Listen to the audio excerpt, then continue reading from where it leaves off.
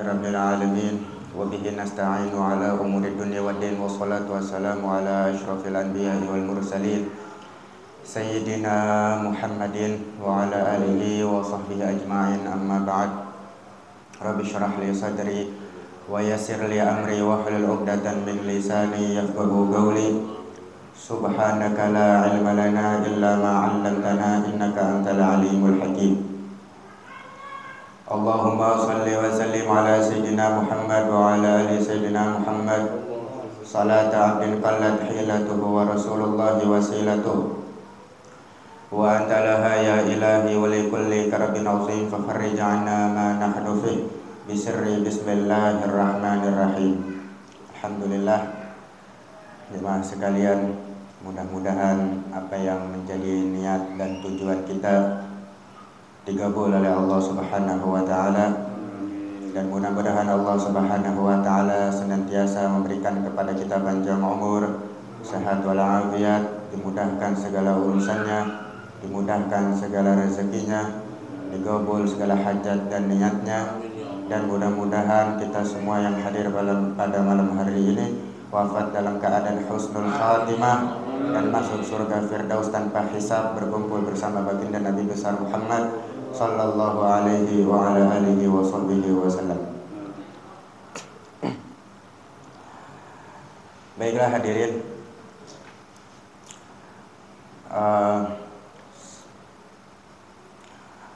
sebagai seorang umat daripada Nabi Muhammad yang mengharapkan kebaikan di dunia dan di akhirat.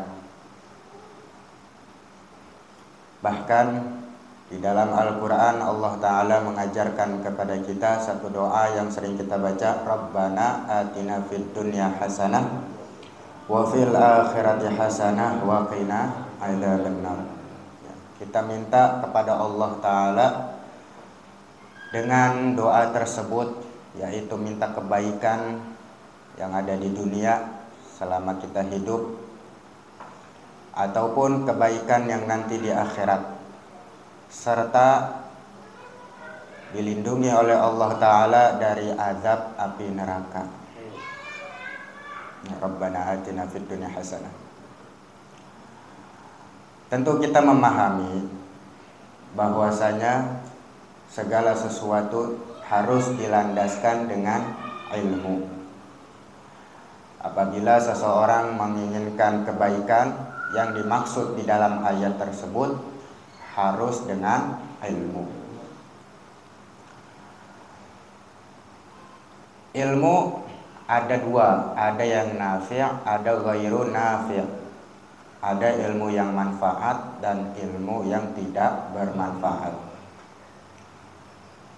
Supaya kita bisa mendapatkan apa yang tertulis dan diajarkan oleh Allah Ta'ala di dalam doa tersebut, yaitu dengan ilmu agama yang bermanfaat.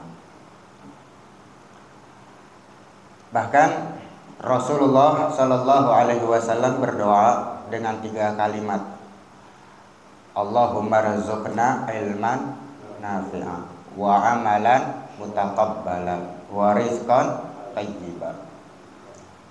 Yang pertama, Nabi SAW berdoa minta 3 perkara. Yang pertama, ilmu yang bermanfaat. Dan yang kedua, amalan yang diterima. Dan yang ketiga, rizki yang baik, yang halal. Ilmu yang bermanfaat. Ilmu yang tidak diberikan oleh Allah Ta'ala keberkahan, ilmu yang tidak bermanfaat, kata para ulama, kasyajarin bila thamarin, seperti pohon yang gak ada buah.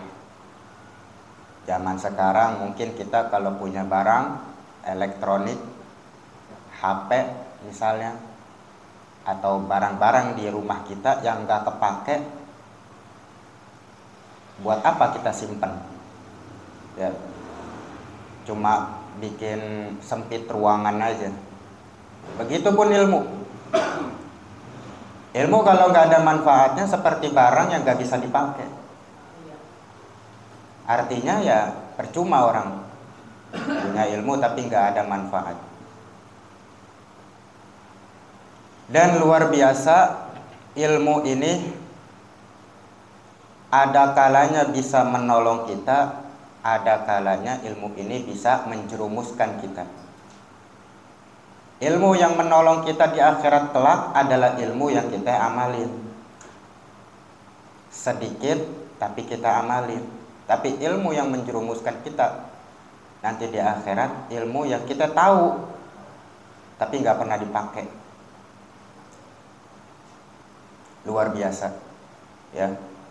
Dahsyatnya bagi orang-orang yang memiliki ilmu agama tapi nggak diamalin. Tuh jauh lebih hina daripada orang yang bodoh, ya. Kalau orang bodoh dia ngelakuin kesalahan wajar karena emang dia bodoh. Tapi kalau orang yang berilmu udah dikasih tahu, udah tahu kalau di depan ada jurang masih terus aja jalan. Nah, itu. Nah, supaya kita bisa mendapatkan ilmu yang nafi', ilmu yang bermanfaat, sebagaimana yang saya kutip di dalam kitab Syarah Al-Ainiyah. Syarah Al-Ainiyah. Al-Imam Abul Hasan beliau mengatakan ada 4 perkara. 4 perkara yang membuat ilmu kita nafi', bermanfaat. Ya. Yang pertama apa? Yang membuat ilmu kita bermanfaat. Yang membuat ilmu kita tidak bermanfaat. Yang pertama, hubbud dunya. Terlalu cinta sampai kecintaan itu berakar di dalam hati kita terhadap dunia. Itu hubbud dunya. Bahkan dalam hadis Rasulullah SAW bilang, cinta terhadap dunia sumber dari segala macam dosa dan kesalahan. Tapi bukan berarti orang tersebut tidak boleh memiliki dunia. Boleh memiliki dunia. Bahkan Rasulullah SAW memerintahkan kita sebagai umatnya harus serba kuat. Seorang hamba yang paling dicinta oleh Allah Ta'ala yaitu hamba yang kuat semuanya. Kuat dari segi harta, kuat dari segi pemikiran, kuat dari segi iman Islam, tenaga, semuanya. Itu hamba yang paling dicinta oleh Allah Ta'ala.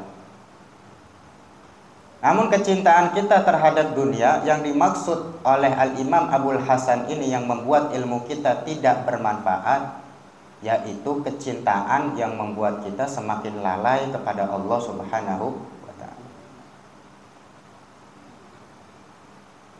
Atau niat dan tujuan dia belajar agama untuk mendapatkan dunia, supaya duitnya makin banyak, supaya kekayaan dia bertambah. Itu orang-orang yang menuntut ilmu karena semata-mata tujuan dunia, maka ilmu yang didapat gak ada manfaatnya. Mungkin dia bisa ngasih tahu ke orang, nasehatin orang, tapi gak ada berkahnya. Gak ada berkahnya orang kalau begitu. Hubbud dunia, cinta terhadap dunia.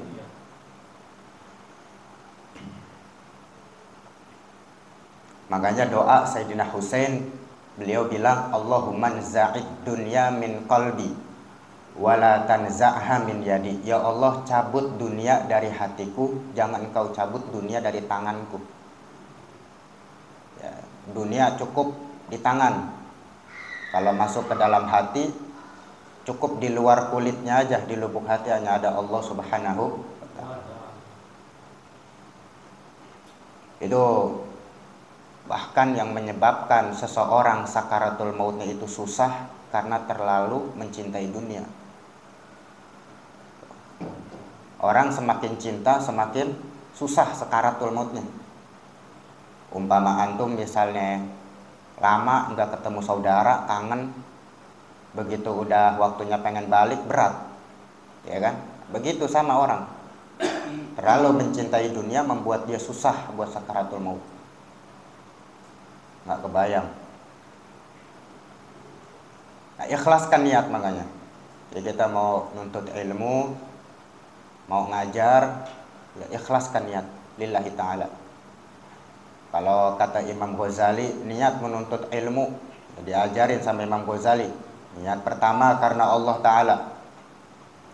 Niat kedua untuk menghilangkan kebodohan dari dalam diri sendiri.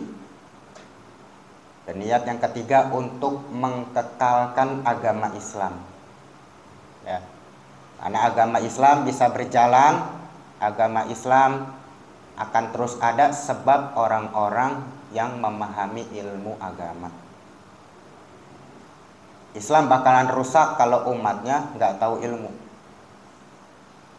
Berdasarkan pemikiran ya, yang kayak sekarang lagi trending, sholat bercampur, ikhtilat bainar rijal wan nisa kan, laki-laki dan perempuan. Itu kan sabab dia nggak ngikutin dalil, ngikutin pemikiran. Ya, itu. Ya, Islam bisa rusak sebab orang-orang mengikuti pemikirannya, bukan dalil, bukan agama. Niat untuk mengkekalkan agama Islam dan untuk menghilangkan kebodohan dari orang lain. Nah, itu. Tapi kalau anak punya guru, Sayyidil Walid, beliau niatnya simpel, lillah wa fillah udah. Niat nuntut ilmu lillah, niat ngajar lillah, udah. Lillah wa fillah. Karena Allah dan untuk Allah. Itu hubbud dunia, cinta terhadap dunia. Dan yang kedua nisyanul akhirah, lupa terhadap akhirat. Orang mendapatkan ilmu, belajar, lupa akan akhirat, itu sabab musabab ilmunya tidak bisa bermanfaat. Nisyanul akhirah. Makanya dalam hadis Rasulullah bilang kan, perbanyak mengingat akhirat dengan mengingat kematian. Karena dengan kita lupa akan akhirat, kita bakalan keras hati, susah dinasehatin. Nisyanul akhirah. Wah, luar biasa. Ini bagi para penuntut ilmu yang modelannya kayak kita nih. Nisyanul akhirah yang nggak boleh ya. Nggak boleh kita lupa sama akhirat, penuntut ilmu yang modelannya kayak kita. Tapi kalau modelan santri, ya, kalau santri ada fatwa dari ulama karim, Anda dapat dari saya punya guru, baru-baru sih fatwanya. Itu makruh. Makruh. Sebab nanti dia lebih mengedepankan ibadah daripada menuntut ilmu. Ini modelan kayak kita nih baru dah. Nisyanul akhirat tuh nggak boleh melupakan akhirat. Itu ada kaitan orang dari cinta terhadap dunia lupa sama akhirat. Ya, banyak kan begitu. Akhirnya timbullah dari cinta terhadap dunia karena dia punya ilmu, terus nggak manfaat, akhirnya dia semena-mena sama dalil. Bagaimana caranya supaya kita laku di hadapan orang, misalnya yang seharusnya perbuatan itu nggak boleh, dicari-cari dalilnya supaya boleh. Dia tahu di depan dia ini salah nih orang-orang, gitu, salah, tapi dia nggak berani negor. Nah, itu salah satu dampak daripada orang yang ilmunya nggak ada manfaat, nggak berani negor umat yang salah. Karena takut nggak dipanggil lagi, karena takut. Bahaya kan kalau begitu. Siapa yang bisa membenahi umat kalau yang punya ilmunya nggak berani menegur mereka gitu. Itu sangat fatal tuh, hubbud dunia dan nisyanul akhirah. Cinta terhadap dunia dan lupa terhadap akhirat. Dan yang ketiga, khauful faqr, takut miskin. Ya, takut miskin.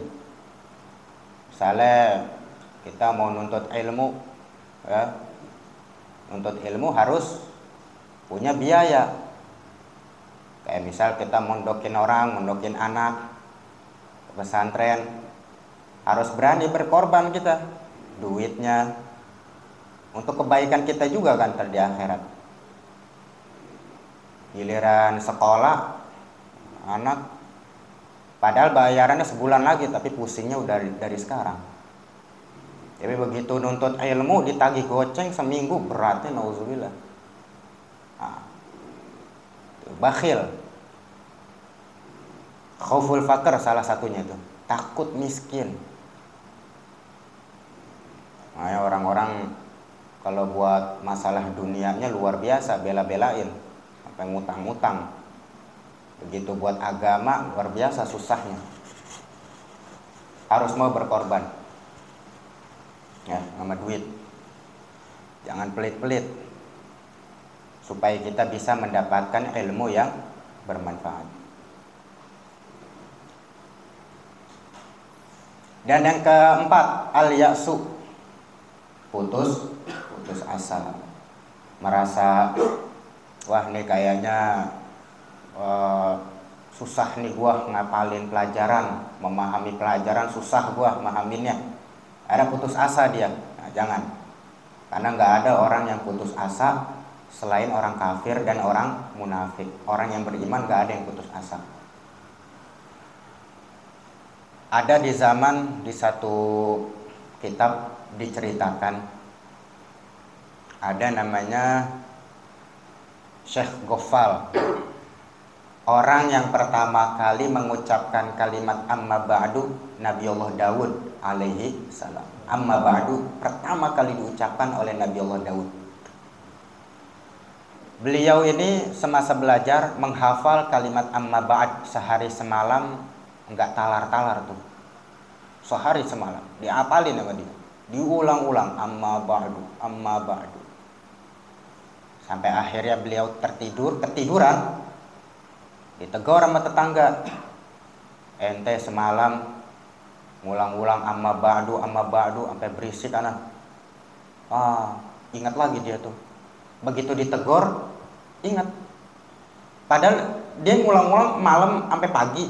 Begitu ketiduran bangun dia lupa. Ingatnya pas ditegur sama tetangganya itu. Saking apanya tuh? Saking IQ-nya tuh di bawah rata-rata gitu. Saking ya agak jahal lah, dungu gitu, kurang. Tapi karena semangat, keikhlasan, kemurnian hatinya dia, ketulusan dia di dalam menuntut ilmu agama, sampai akhirnya Allah Subhanahu wa taala membukakan kepada dia futuhal arifin, menjadi seorang ulama besar, ya. Bahkan allamah. Orang kalau alim semua bisa. Nah, antum bisa alim nih tentang bab sholat, berarti antum alim di dalam bab sholat. Tapi kalau udah allamah, itu tingkatannya udah sekelas para ulama kita. Allamah. Nah, saking apanya itu? Ikhlas, semangat, gak pernah putus asa. Dan salah satunya juga kita nuntut ilmu supaya diberikan oleh Allah Subhanahu wa taala futuhal arifin, ya. Jangan sampai kita putus asa dan kita bisa gampang memahaminya, yaitu dengan cara apa? Banyak hal-hal yang membuat kita mendapatkan futuh. Yang pertama, intizarus syuyukh, nungguin guru. Nungguin guru min asbabil futuh, sebab kita mendapatkan futuh. Jadi gampang memahami. Dan yang kedua, kita hadir di satu pengajian, hadir di hari pertama mungkin Allah belum ngasih futuh, di hari kedua belum juga, kemungkinan di hari yang ketiga. Artinya apa? Istiqomah. Karena kalau misalkan kita nggak istiqomah di saat nuntut ilmu, barangkali Allah berikan futuh di malam itu, lempengan kita nggak hadir. Ntar dikasih fotonya 10 tahun yang lagi, 10 tahun yang akan datang, kan lama. Nah, jangan tuh kayak gitu tuh. Ya, futuh perlu kita untuk ilmu, untuk mendapatkan futuh butuh.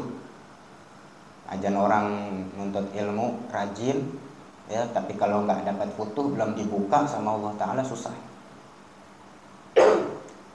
Ada lagi caranya, menghatamkan kitab Risalatul Jami'ah sebanyak 3 kali berturut-turut. 3 kali itu. Risalatul Jami'ah karya Habib Ahmad bin Zain Al-Habsyi itu, Sahibul Hauthah. Hatamin 3 kali, itu daripada sebab kita mendapatkan futuh. Di antara ketiga yang ana udah amalin, itu menghatamkan kitab Risalatul Jami'ah. 3 kali itu ana baca. Ustadz Muhsin yang kemarin ana ijazahkan ratib kepada antum, ya, sama Ustadz Muhsin, yaitu beliau, ana belajar kitab Risalatul Jami'ah 3 kali sama beliau untuk mendapatkan futuh.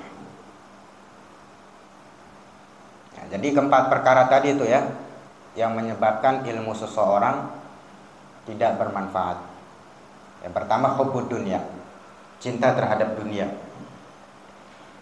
Dan yang kedua, nisyanul akhirah, lupa akan akhirat. Yang ketiga, khauful faqr, takut miskin, takut fakir, ya, bakhil, koret sama duitnya, sama hartanya. Yang keempat, al-ya'su, putus asa. Kalau kita ingin mendapatkan ilmu yang bermanfaat, hindari keempat perkara tadi. Kalau ilmu udah bermanfaat, kita jalanin. Nabi Allah Isa alaihi salam bilang, man ta'allama ilman wa amila bihi yud'a fi malakutis samawat. Orang yang menuntut ilmu, diamalin, maka dicatat sebagai orang besar di kerajaannya Allah Subhanahu wa ta'ala. Dapat ilmu nih, fadilah, satu keutamaan misalnya, kita amalin, jalanin, dicatat sama Allah Ta'ala di dalam buku besar di kerajaannya Allah Subhanahu wa ta'ala. Dan dalam hadis juga Rasulullah bilang, man ta'allama ilman wa amila bihi awrathahullahu ilma ma lam ya'lam. Dapat ilmu laduni. Nah, ilmu laduni, ilmu yang gak ada di kitab. Ilmu laduni, ilmu yang gak ada di kitab. Murni, itu datangnya dari Allah Subhanahu wa ta'ala.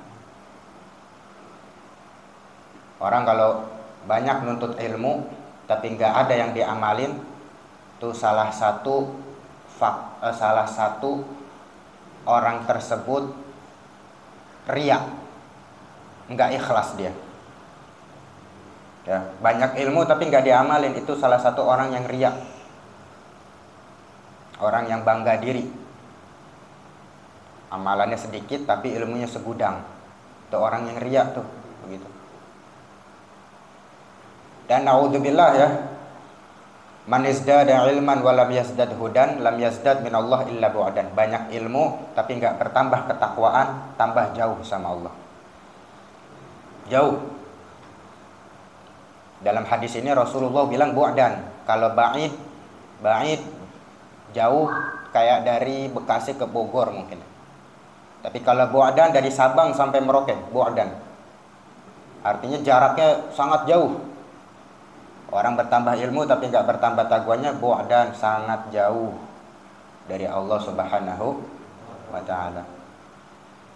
Ya, mudah-mudahan kita diberikan oleh Allah Ta'ala ilmu yang bermanfaat, ya, bisa kita amalkan, dan senantiasa kita mendapatkan hidayah taufik, ya, agar supaya kita bisa mengamalkan semua ilmu yang kita pelajari. Amin ya rabbal alamin. Bismillahirrahmanirrahim. Alhamdulillahirabbil alamin. Hamdan yuwafi ni'amahu wa yukafi mazidah. Ya Rabbana lakal hamdu kama yanbaghi li jalalihi wa la 'azimi sultanik. Allahumma shalli wa sallim ala sayyidina Muhammad wa ala ali sayyidina Muhammad. Rabbana taqabbal minna du'ana wa la tukhayyib rajana wa khtim bi solihati amalana wa ajalana. Ya farijal ham, ya kashifal gham, ya man li 'abdihi yaghfir wa yarham. Allahumma inna nas'aluka husnal khatimah Rabbana atina fid dunya hasanah wa fil akhirati hasanah wa qina adzabannar. Wa sallallahu alaihi sayyidina Muhammadin wa ala alihi wasallam. Alhamdulillahi rabbil alamin. Alhamdulillah ala ni'amillah. Alhamdulillah ala barakatillah.